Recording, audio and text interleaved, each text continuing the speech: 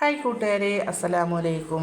ഞാൻ ഇന്നൊരു ഹലുവേൻ്റെ വീഡിയോ ആയിട്ടാണ് വന്നിരിക്കുന്നത്. ബീട്രൂട്ട് വെച്ചിട്ടാണ് ഉണ്ടാക്കുന്നത്. അപ്പോൾ അതെങ്ങനെ ഉണ്ടാക്കാൻ നോക്കിയാലോ. അപ്പോൾ ഞാനൊരു പാനിലോട്ട് ഒരു 4-5 ശർക്കരയും കുറച്ച് വെള്ളം ഒഴിച്ചൊന്ന് ഉരുക്കിയെടുക്കാൻ പറ്റേ. പിന്നീട് ഞാൻ ഒരു വലിയ 2 ബീട്രൂട്ട് എടുത്ത് തൊലിയെല്ലാം കളഞ്ഞ് കഴുകി കഷ്ണങ്ങളാക്കിയിട്ട് മിക്സി ജാറിൽ നന്നായിട്ട് നരച്ചെടുക്കുന്നുണ്ട് കേട്ടോ. അപ്പോൾ ഞാൻ 2-3 വട്ടം നരച്ചെടുത്തിട്ട് അതിൻ്റെ ജ്യൂസ് കംപ്ലീറ്റ് ഒന്ന് എടുത്തിട്ടുണ്ട്. ഇനി നമുക്കത് ഒരു പാനിലോട്ട് ഒഴിച്ചു കൊടുക്കാം. നമ്മൾ അലുവ ഉണ്ടാക്കുന്ന ചട്ടിയിലോട്ട് ഒഴിച്ചു കൊടുക്കാം കേട്ടോ. ഞാൻ കുറച്ചൊന്ന് മാറ്റി വെച്ചിട്ടുണ്ട്. അതിലോട്ട് നമുക്കൊരു 3-4 വലിയ സ്പൂൺ കോൺഫ്ലവർ കൂടി ഇട്ട് നന്നായിട്ട് മിക്സ് ആക്കി എടുക്കാം കേട്ടോ.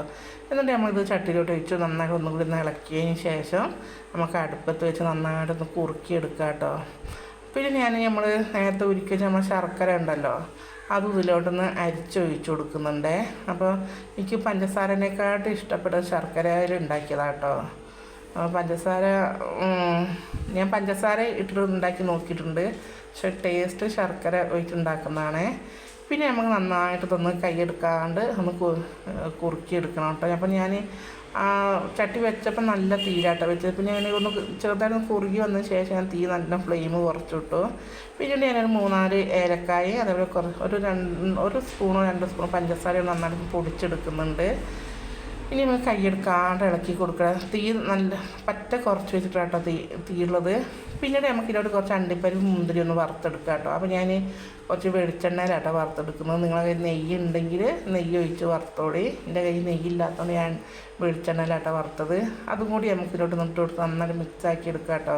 ഞാൻ വേറെ എണ്ണയൊന്നും ഇതിലോട്ട് ചേർത്തിട്ടില്ല കേട്ടോ. വെളിച്ചെണ്ണ ഒന്നും ചേർത്ത് കൊടുത്തിട്ടില്ല. നമ്മളെ അണ്ടിപ്പരിപ്പും മുന്തിരിയും വറുത്ത ഈ എണ്ണ മാത്രമേ ഉള്ളൂ കേട്ടോ. ഇനി നമ്മൾ പഞ്ചസാരയും ഏലക്കായും കൂടി പൊടിച്ച് അതും കൂടി ഇട്ടുകൊണ്ട് നന്നായിട്ട് ഒന്നുകൂടി ഇളക്കി കൊടുക്കാം. അപ്പോൾ നമ്മൾ മക്കൾക്കൊക്കെ ബീട്രൂട്ടൊക്കെ തിന്നാൻ ഭയങ്കര മടിയുള്ള കുട്ടികൾക്കൊക്കെ. അപ്പോൾ ഇങ്ങനെയൊക്കെ മധുരമുള്ളതൊക്കെ ഉണ്ടാക്കി കൊടുത്താൽ അവർ കഴിച്ചോളൂ കേട്ടോ. എൻ്റെ മോനൊന്നും ഒട്ടും പച്ചക്കറി കഴിക്കാത്ത കൂട്ടത്തിൽ പെട്ടാണേ. ബീട്രൂട്ടൊന്നും തൊടുകൂല. അപ്പോൾ ഇങ്ങനെയൊക്കെ ഉണ്ടാക്കി കൊടുത്താൽ നല്ല കഴിച്ചോളൂ കേട്ടോ.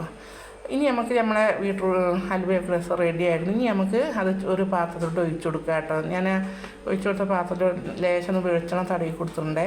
പിന്നെ ഞാൻ അതിലോട്ട് കുറച്ച് വെളുത്ത എള്ളു കൂട്ട് ഒന്ന് ചൂടാറാൻ വെച്ചിട്ടുണ്ട്. ചൂടാറിയതിന് ശേഷം നമുക്ക് കട്ട് ചെയ്തെടുക്കാം കേട്ടോ. അപ്പം നല്ല സോഫ്റ്റ് ആയിരുന്നേ. പഞ്ഞിക്കെട്ട് പോലെ എന്നൊക്കെ പറഞ്ഞാൽ നല്ല സോഫ്റ്റ് ആയിരുന്നു. നല്ല വായിലിട്ട് അരിഞ്ഞ് പോണ മാതിരി. അപ്പോൾ നിങ്ങൾ ബീട്രൂട്ടൊക്കെ കിട്ടുമ്പോൾ ഇങ്ങനെയൊക്കെ ഒന്ന് കുട്ടികൾ ഉണ്ടാക്കി കൊടുക്കേണ്ടേ. എന്തായാലും മക്കൾക്ക് ഇഷ്ടപ്പെടും.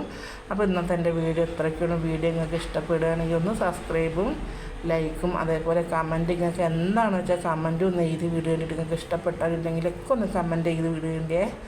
അപ്പോൾ ലൈക്ക് ചെയ്യാണ്ട് കാണുന്ന കൂട്ടുകാരൊക്കെ ഉണ്ടെങ്കിൽ ഒന്ന് ലൈക്ക് ചെയ്യണേ. അതേപോലെ സബ്സ്ക്രൈബും ചെയ്യണേ.